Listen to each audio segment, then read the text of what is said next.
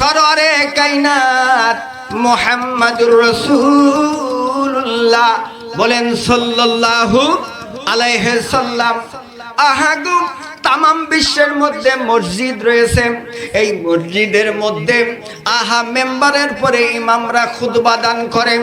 আল্লাহর নবী সাল্লাল্লাহু আলাইহি সাল্লাম মসজিদে নববীতে তিনি যখন খুতবা পড়তেন, ওই মেম্বার ছিল না, খেজুর গাছের সঙ্গে তিনি হেলান দিয়ে খুতবা পড়তেন।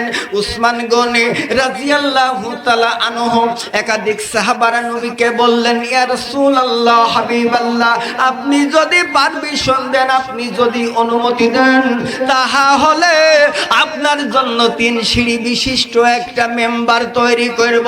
আল্লাহর নবী, বিশ্ব নবী সরওয়ারে কায়নাত তিনি বললেন, রে আমার সাহাবীরা, যাও, আমি তোমাদেরকে পারমিশন দিলাম, অনুমতি দিলাম, তোমরা মেম্বার তৈরি করো। যখন মেম্বার তৈরি হয়ে গেল, হবার পরে পবিত্র জুমার দিন, আজকে চলে গেল জুমার দিন। আল্লাহ কুরআনে বলছে, ইয়া আইয়ুহাল্লাযীনা আমানু ইযা নুদিয়া লিস-সালাতি মিন ইয়াউমিল জুমআতি ফাসআউ ইলা যিকিরিল্লাহ।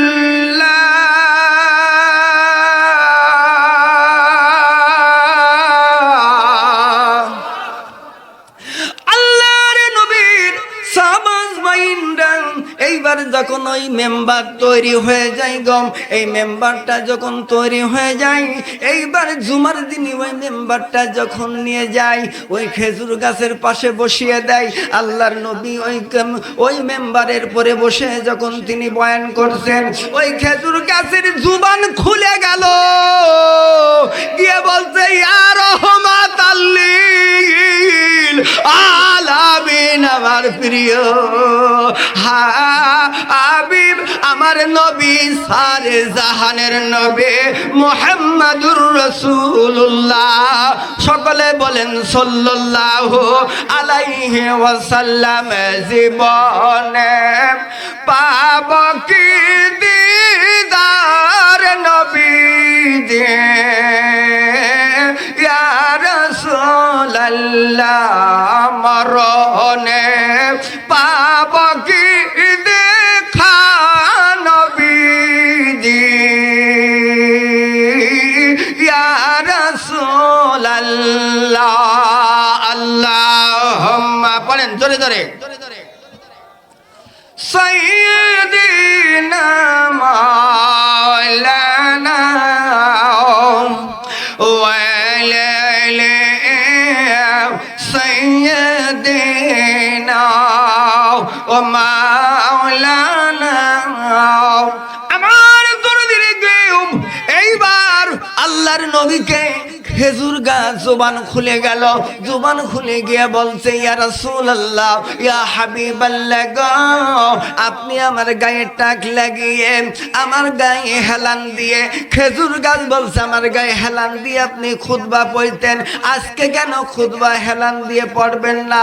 আল্লাহর নবী বললেন, রে আমার খেজুর গাছ, আজকে থেকে তোমার গায়ে হেলান দেব না। বলছে কারণটা কি? বলছে কারণ আমার সাহাবারা আমার জন্য একটা মেম্বার বানিয়েছে। আল্লাহর নবীর কাছে বললেন, ওই খেজুর গাছ বললেন,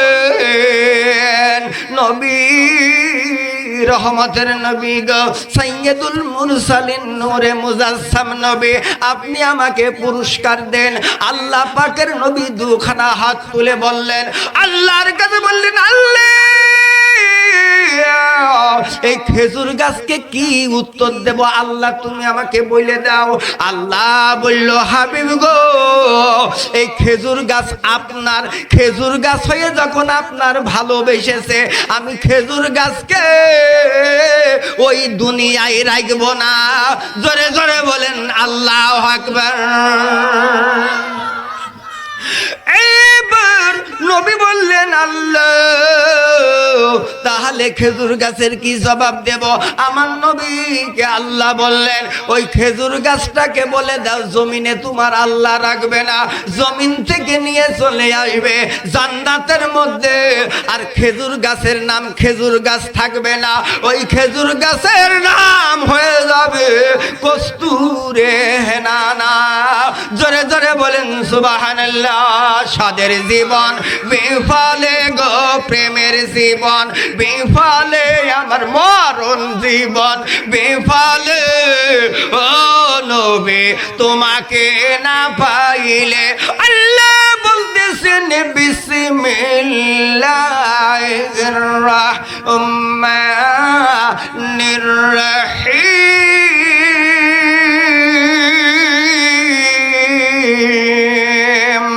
কুল ইন কুনতুম তুহিব্বুনাল্লাহ ফাত্তাবিউনি ইউহিব্বুকুমুল্লাহ ওয়া ইয়াগফির লাকুম যুনুবাকুম ওয়াল্লাহু গফুরুর রাহিম।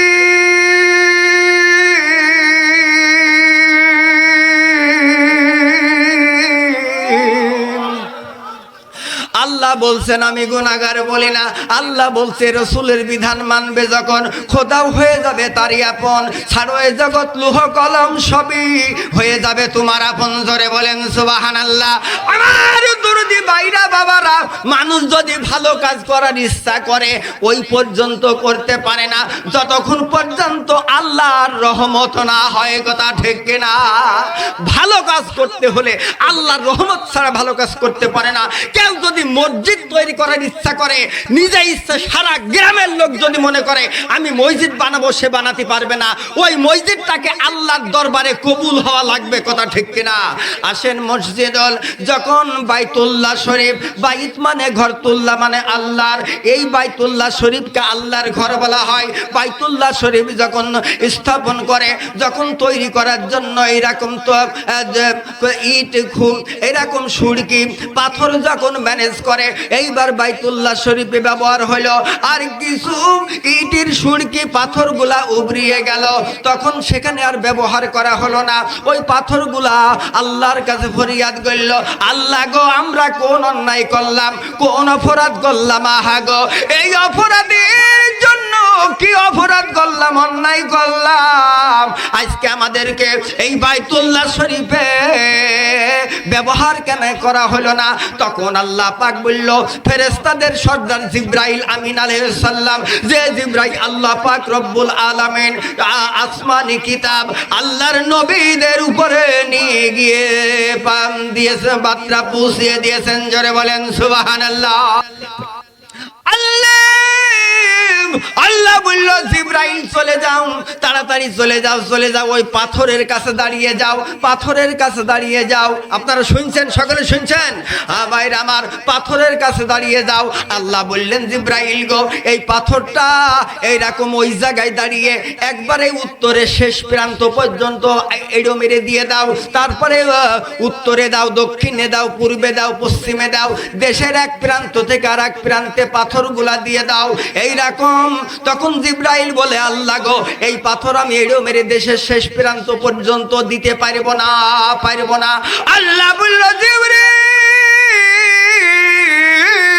গো, ও জিবরাইল শোনো, তুমি পাথর ধরে এড়ো মারা শুরু করো, জাগা মতন পৌঁছে দেওয়ার দায়িত্ব আমি আল্লাহ, আমি আল্লাহ।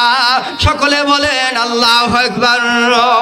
এইবার জিবরাইল আলাইহিস সালাতু ওয়াস সালাম ওই পাথরগুলা যখন এইরকম ছুঁড়ে দিল, হাদিস শরীফের মধ্যে আছে এই পাথরগুলি সারা বিশ্বে যেই যেই জায়গায় পড়েছে ওই ওই জায়গায় জায়গায় কিয়ামতের আগ মুহূর্ত হলো মসজিদ ঘর হবে, পৃথিবীর কোনো মানুষ ঠেকিয়ে রাখতে পারবে না। জোরে বলেন ঠিক কিনা? শুধু দোষ রহমাতাল্লিল আলামিন মসজিদে ওয়াশুদ হামারু উয়ে জমিন। ওই পাথর যদি সমুদ্রের মাঝে পড়ে তবুও সমুদ্র একদিন বন্ধ হবে, ওই সাগর একদিন বন্ধ হবে, ওই সাগরের মাঝে একদিন মসজিদ হবে, তারপর কিয়ামত হবে।